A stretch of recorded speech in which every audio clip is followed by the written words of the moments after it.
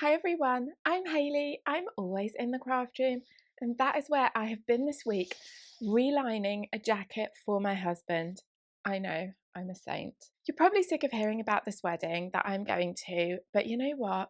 I'm at an age now where I don't get invited to many weddings, so I'm very excited. My outfit is finished. It's done. I've been thinking about it since like January.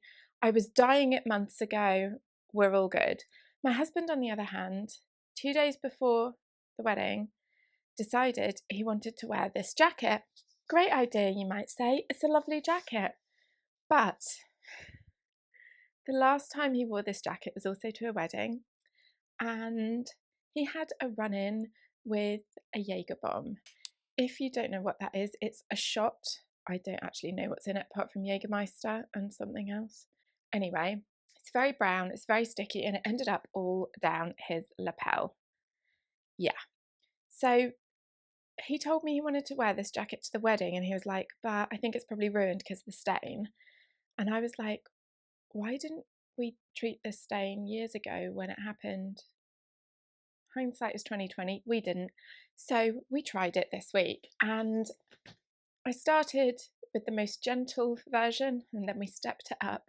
I started off with some Ariel powder dissolved in water, and this is like my favourite stain remover, but you've got to get Ariel Original. A box of powder just called Ariel Original. It's not easy to find. I can never find it in normal supermarkets. I can only ever find it in bargain shops like Home Bargains or B&M. So I tried just gently rubbing the stain with Ariel. That didn't do it. I tried OxyClean diluted in hot water. That helped a bit. We ended up scrubbing it with a nail brush, which I was kind of hesitant to do, but as my husband pointed out, basically the jacket was ruined, so might as well give it our best shot. Anyway, after we'd done all of those treatments, it was looking good, but just not quite there. So we thought, what have we got to lose? Let's stick it in the washing machine. So we put it through on a gentle cycle on a low temperature with a very low spin rate, and I am pleased to say the stains are gone.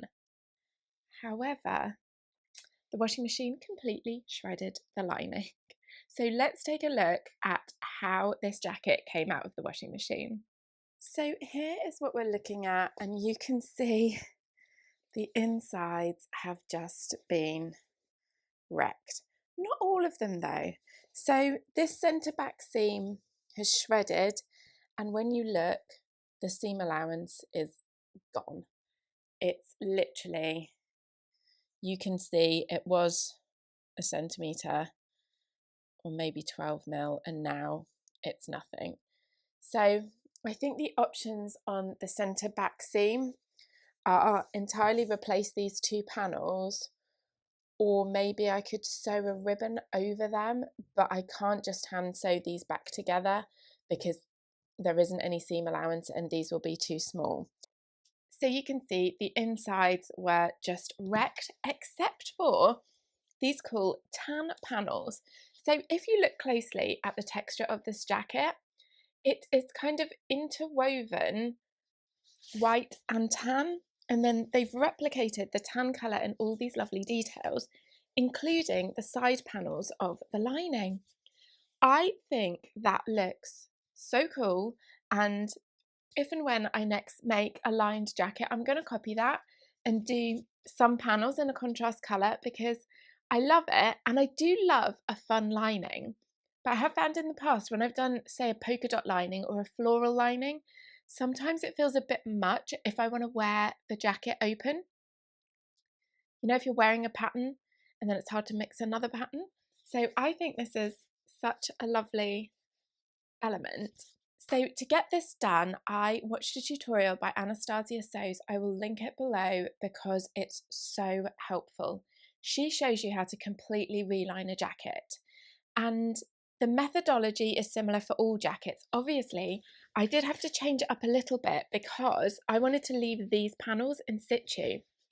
Something about this fabric was stronger maybe, and this didn't fray at all. It was all in absolutely perfect condition. The seam allowances were maintained. So I started by just ripping one side panel and doing a test.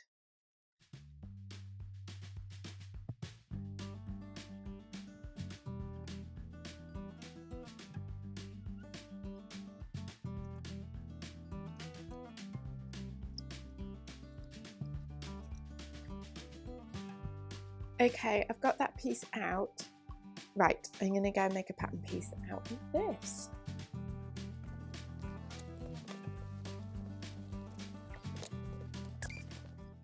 This is the fabric I found in my stash to use as the lining. It's fairly hefty. It's not the thickest lining I've ever used, but it's definitely not the thinnest. My husband was happy with it. I'm gonna cut generously because I can always trim it away, but I can't get back fabric that I've taken. You know what I should have done is press this fabric before I cut it out. That would have been a good idea. However, it's better late than never. When I start cutting out the other bit without pressing it, will you yell at the screen for me and shout, "Hayley, press it first"? There we go, much better. Okay.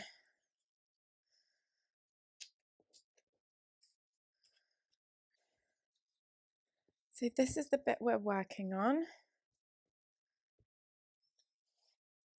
This is the bit we took out. Where do we start? We want to finish with the hem, don't we? We want to do that last. Yeah. So let's get my ham and give this a bit of a press. So for reference, I have lined jackets and coats before, always by machine, always leaving the bottom hem open and then going back in at the end and hand stitching that closed. So I'm going to hand sew this lining in, I think, which is different for me. I've watched a few videos. Let's leave it at that. I'm just wondering, should I just quickly overlock around this edge just to prevent fraying in the future? I mean, if you look at this, it's already started to fray. I think that actually would be a really good idea. I don't think it will show through. This is a really hefty fabric. Yeah, I'm going to do that. But we need to change the overlocker threads, of course we do. So I have overlocked this piece and just tucked the threads back into the stitching.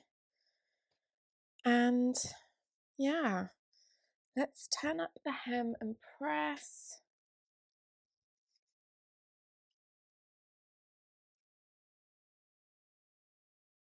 Ish.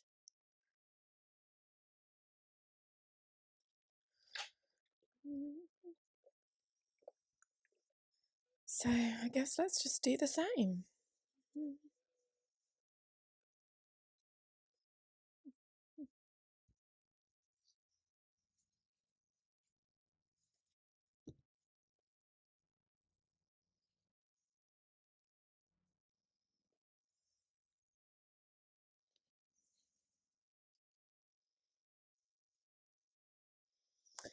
Oh, this piping has come off. It was obviously attached with the same row of stitching. Now, if I can pin this white on, can I get the whole thing under the machine and just do a top stitch there? The reason that I am tempted to machine sew this is, I swear, not laziness. I actually don't mind hand sewing. Just stab myself with a pin. The reason is that my husband has said, now that he knows that the outer is washable, he would very much like this to be a washable jacket.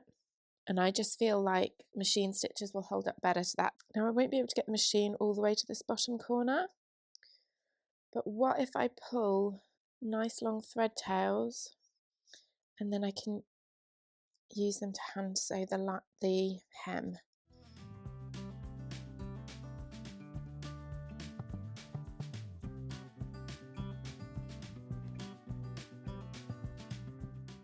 Okay, I've machine sewn that in and I think it looks pretty good. Nice and neat. So now I'm going to pin this to this, tucking it under, hand stitch that down.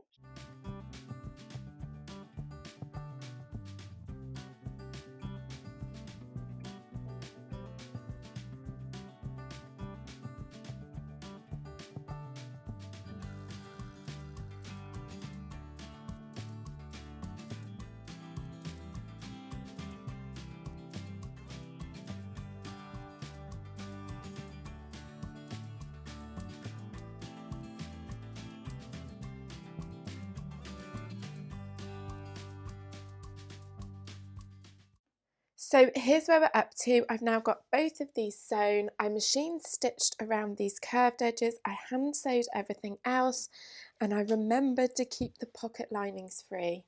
Only just, but I did remember. And then I sat in the garden in the sunshine and unpicked the main bit of the lining. So here is the main lining piece. You can see how much it's shredded, but you can also see that there was a centre back seam, and I've pinned the pleat here just so that I knew where it was. These chalk markings are so I can line up certain points. This is where a seam from the sleeve crosses. This is where the facing gets tucked in, and so on. But this centre back seam, I really wish I had more time, because I would like to ask you guys, why? Is there a reason? Part of me says, of course there's a reason. They wouldn't do an extra row of stitching unless there was a reason, because that's more work. Because couldn't I just lay a piece of fabric, put that pleat in it? Is it because you need it wider at the top and then that would throw the grain line off? Is that why? Where's my quick unpick? This is my slow unpick today, I tell you. Okay, so I do think that's why. I think looking at this frame, that's the cross grain. So this is the straight grain. So to make this pleat, it needs to be wider at the top and come in. If that is wrong, tell me in the comments below. I clearly am making this up as I go along. I wish I had a lot more time, but I am now on a time crunch. I can't spend ages researching it. I haven't got time to ask you, post a video, then come back. But I do know that someone somewhere will be watching this, hoping for some tips. So please share them in the comments below if you know more than I do. That was redundant. You definitely know more than I do. Right, I finally got these two apart, and if there's one thing I've learnt from doing the other bit, it is to cut bigger than you think. Also, I'm trying to tell myself not to overthink this. I just need to make the jacket presentable and functional for this occasion. I can go back and do it again if necessary, if it's really not good. I'm only using 1/2 metre of fabric in a couple of hours, so it's not like I do this and it's unchangeable. Okay, looking at it, I think these two are shaped exactly the same, which makes sense. And the lines line up. Yeah, right. I'm going to press the other one flat. Okay, this is the lining fabric, and it has actually been pressed, I promise. I know it doesn't look like it. I've actually laid it on the cross grain, so the selvage is along there, because that would be how you would normally cut a piece, isn't it, in line with the selvage, but it's not long enough. So we're just going to do it on the cross grain. I think this is called the cross grain. I just watched quite a popular vlogger make something on what I would call the cross grain, as in not in line with the selvage but perpendicular to it, and she called that the straight grain. So then I got all confused and started second guessing myself. Anyway, whatever it's called, we're doing it the wrong way, and I don't think it makes a difference because it's a woven fabric. And we need two, so I folded it.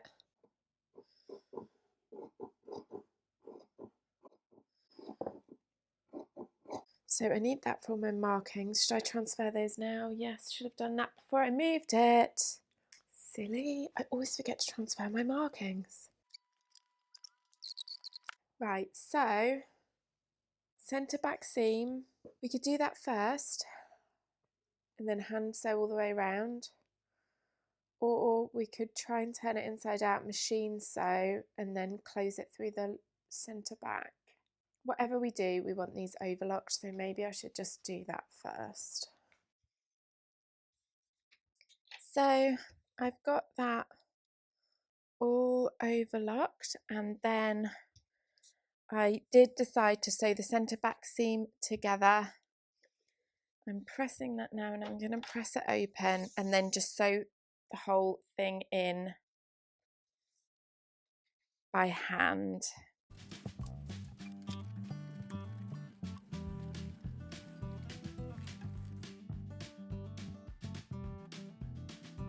And I need to work out this pleat situation. I think it's that. Clip it, and then I'm going to measure that against the back neckline edge. 19 centimetres. Done that very wrong. So maybe it's just those 2 notches. Let's try that. So excluding seam allowances. Ah, okay. Awesome. Let's press that pleat in. This would be an awful lot easier if I owned a dress form, but I don't. Right, I think we know how I'm spending my evening. Wish me luck. So here is the completely finished article. I have to tell you, I am like very, very proud of myself. I did not think I would be able to tackle something like this, and I wouldn't have been able to without that video and a bit of patience. But I really do think we've rescued this jacket, and it looks brand new again. And I'm so pleased that I managed to keep those tan panels as well, and I even managed to preserve the piping, and crucially, I didn't catch the pockets in the stitching. I nearly did. If you watch that tutorial by Anastasia Sews, she says to make notes. And yes, great tip. I'll tell you what I did. I marked on the lining all the points where there were corners or things intersected. So if you look here, you can see where the new lining that I was putting in joined to the armhole and here. And can you see that line there? I drew that in on the lining that I took out and then copied it onto this one so that I had reference points of where everything lined up. Because once you've just got a flat piece of lining, it is quite hard to work out which bit goes where. So I did markings everywhere I could think of, transferred them to this. I had some trouble with the pleat, which you'll see in the clip, but I figured it out. And when I came to put this in the clip, I said I'm just going to go and hand stitch the whole thing. And that's what I went to do. And then I realised if I just inserted from here to here, right sides together with the facing, and flipped it, that would give me a really good start. So that's what I did. I came back to the craft room, even though I'd locked it all up and closed down for the night, and I just quickly did that one bit. And once that was in, it was then really easy to go around folding the seam allowance under and hand stitching it in. If you are tackling a similar project, my tips would be to watch that tutorial, to put as many markings on the lining as you can before you rip it all out so that you know what goes where, mark which way's up and so on, and also be generous when you're cutting. If you can see this back panel, this side I think is how it's supposed to look. Can you see how much vent is showing between there and the lining? When I got round to this side, which was the last one I sewed, I had hardly any fabric and I had to leave a lot more of the vent showing. Now, it doesn't affect the functionality. It doesn't matter. There's no raw edges visible at all. I could go back, unpick both sides, shift it over a little bit, but I'm not going to bother. But yeah, cut bigger. You can always trim away, but you can't add on. And the last thing I did just to finish this off was this hem at the bottom. I'm going to turn it inside out. So I've only ever bagged, I think, 2 jackets coats, and I couldn't remember what you did with this bit of lining.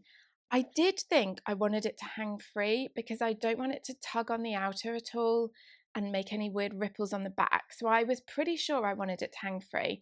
And look, I was under a big time crunch with this. I wish I could have done a lot more research, reading, watching various vlogs and things, but I just didn't have time. So I was a bit stuck about what to do, and in the end I've just used fusible hemming tape to hem that bit to itself, and then I've left it hanging free. If that is totally incorrect and I should have done something different, do tell me below. And that's my last plea. If anyone knows a lot more about this than me, please would you share your tips in the comments below, just in case I ever have to do it again, and also because even though I'm always at pains to say and write in the description box, this is not a tutorial, YouTube does always send people to videos like this that I make who are actually looking to do this thing. And I'm quite conscious that I made this up is probably not the right way to do it. So if you do have any resources or you know of a better, more efficient, easier way to do it, please will you share it below. And anyone who comes to this video looking for hints and tips, be sure to read all the comments and hopefully my lovely viewers will share lots of resources with you. So there's my finished jacket, or I should say my husband's finished jacket. I'm so pleased with it. Yeah, we're going to end with a smug face and I hope to see you soon. Bye. Stab myself with a pin again. Please don't bleed on the white. That bra strap only popped out because I had the microphone attached to it. Normally they're invisible. Just had to mention that.